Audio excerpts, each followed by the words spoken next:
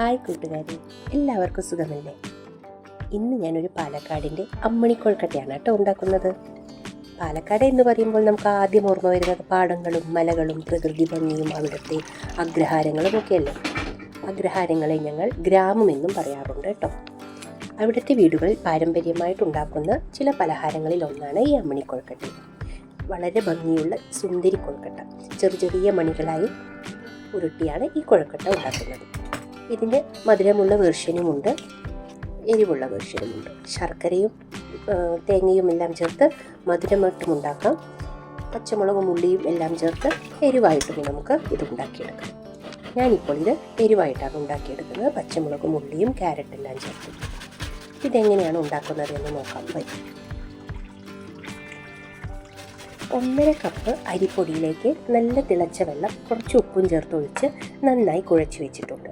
ഇനി അതിലേക്ക് ഒരു ക്യാരറ്റ് ചിരവിയതും ഒരു 1/2 കപ്പ് തേങ്ങയും ഞാൻ അതിലേക്ക് മിക്സ് ചെയ്ത് കുഴച്ച് വയ്ക്കുന്നുണ്ട്.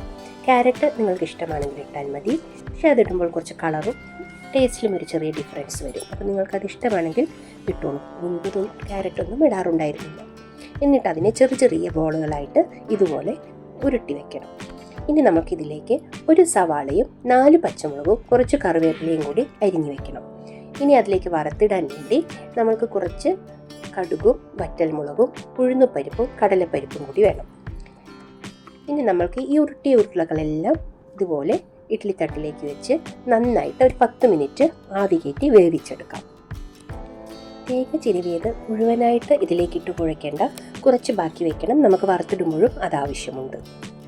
ഈ കൊഴുക്കട്ടയെക്കുറിച്ച് ഒരുപാട് നല്ല സ്റ്റോറികൾ ഞാൻ കേട്ടിട്ടുണ്ട് കേട്ടോ ചെറുപ്പത്തിൽ. നിങ്ങൾക്കറിയാമോ ഈ കൊഴുക്കട്ട ആരാണ് ആദ്യമായിട്ട് ഉണ്ടാക്കിയതെന്നോ? ഒരു സ്റ്റോറി ഉണ്ട് അതിൽ. ഞാൻ ഈ വീഡിയോയുടെ ലാസ്റ്റ് പറയാം കേട്ടോ.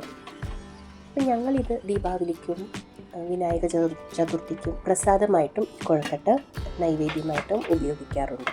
പക്ഷേ ഇത് നല്ലൊരു ബ്രേക്ക്ഫാസ്റ്റായിട്ടും സിമ്പിളായ ഹെൽത്തി ബ്രേക്ക്ഫാസ്റ്റായിട്ടും നമുക്കിത് ഉപയോഗിക്കാം. അപ്പോൾ ഞാനിവിടെ ഈ പച്ചമുളകും ഉള്ളിയും ക്യാരറ്റും എല്ലാം അരിഞ്ഞെടുത്ത് കറിവേപ്പിലയും എല്ലാം റെഡിയാക്കി വെച്ചിട്ടുണ്ട്. അപ്പോഴത്തേക്കും നമ്മളുടെ കൊഴുക്കട്ട വെന്ത് റെഡിയാവട്ടെ.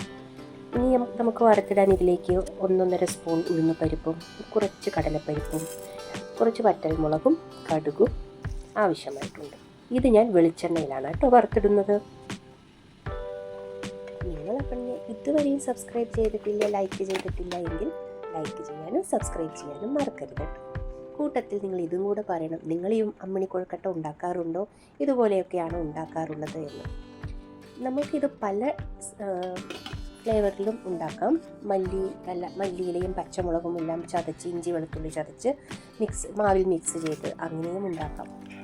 ഒരുപാട് നമ്മുടെ ഇഡ്ഡലി പൊടിയൊക്കെ ഇട്ടിട്ടും നമുക്കിത് ഉണ്ടാക്കിയെടുക്കാം. ഇങ്ങനെ ഇത് പല ടേസ്റ്റിലും നമുക്ക് ഈസി ആയിട്ട് ഉണ്ടാക്കിയെടുക്കാവുന്ന ഒരു ഡിഷാണ് കേട്ടോ. അപ്പോൾ ഇതെല്ലാവരും ഉണ്ടാക്കി നോക്കിയിട്ട് എന്നോട് കമൻറ്റിൽ അഭിപ്രായം പറയണം.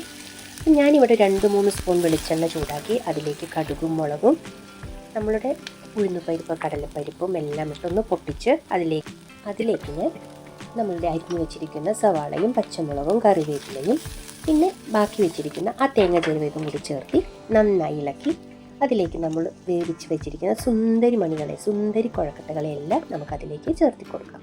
എന്നിട്ട് നന്നായി ഒന്ന് ഇളക്കി നന്നായി ഒന്നും കൂടി മിക്സ് ചെയ്താൽ നമ്മളുടെ അമ്മിണിക്കൊഴുക്കട്ട റെഡി.